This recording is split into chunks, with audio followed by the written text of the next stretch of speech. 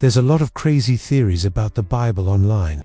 Okay, most of them are people claiming that it's actually talking about this secret ancient astronaut, but occasionally you'll come across something amazing, something that rewrites history and changes your understanding of the gospel. And that's what we're talking about today. Because what if I told you there's a man in the Bible with no father, no mother, no family tree, no recorded birth, and no death? Sounds impossible, right? Yet he's there. He shows up out of nowhere, blesses Abraham, receives a tenth of his victory, spoils, and then he disappears. His name Melchizedek, king of Salem, priest of the Most High God. A man so mysterious, his story could change how you see Jesus forever.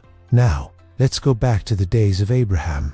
The Bible tells us that his nephew Lot got kidnapped during a massive war between 9 kings. So Abraham did what any good uncle would do. He called his men, pulled off a daring rescue, and crushed the enemy kings. On his way back, Abraham meets Melchizedek, coming from a far country. He's carrying bread and wine. Now, even his name is super mysterious. Melchizedek means king of righteousness, and he ruled Salem, which means peace, a city that would later become Jerusalem. This was all happening about 2,000 years before David or Solomon, yet it wasn't random. It was a foreshadowing of something much bigger. Abraham, who's considered the father of Israel, gave this guy 10% of everything he had, which means the entire priesthood of Israel, which would later come from Abraham's descendants, was already under the higher authority of Melchizedek's priesthood. The bread and wine he gave Abraham were symbols that would find their full meaning thousands of years later at the Last Supper when Jesus said, "This is my body, this is my blood." Let me stop for a second, because that's incredibly deep. The perfect foreshadowing of the perfect sacrifice. But it gets better.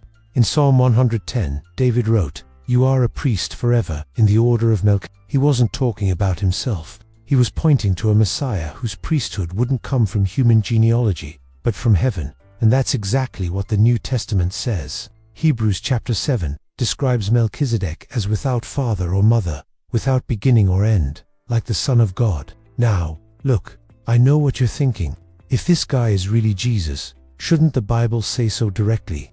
Well, here's the thing. The Bible often uses the term Son of God to refer to Jesus. And amazingly, Melchizedek fits every single description. He has no human beginning. He's a king and a priest. He offered bread and wine, symbols of the Eucharist, and he represents the heavenly order of things, not the genealogical order of things. But wait, there's more. Melchizedek appears in the order of Abraham, yet he also appears after the time of Abraham. How can this be? Well, if you think about it, Melchizedek perfectly represents Jesus, who is both fully God and fully man. He existed eternally as God, yet was born in time as Jesus, the man. So in a sense, you could say that Melchizedek is Jesus as God, and Jesus is Melchizedek as man. In other words, Jesus is the true Melchizedek, king of righteousness, priest of the Most High, whose priesthood is eternal, heavenly, and far greater than the Old Covenant priesthood. Just as Melchizedek ruled as the king of righteousness and peace, so too will Jesus one day rule the New Jerusalem over all the earth forever, where sin and death are gone for good. From Genesis to Revelation, the message is clear. Melchizedek isn't just a mystery from the past. He's a living prophecy of Christ's eternal kingdom. So the next time you hear someone say that the Bible is full of contradictions, just smile and think to yourself, hey, they haven't discovered the secret of Melchizedek yet. Hey everyone, thanks for checking out this video. If you enjoyed this message, please subscribe for new videos every week. And for even more from me, check out my channel. God bless.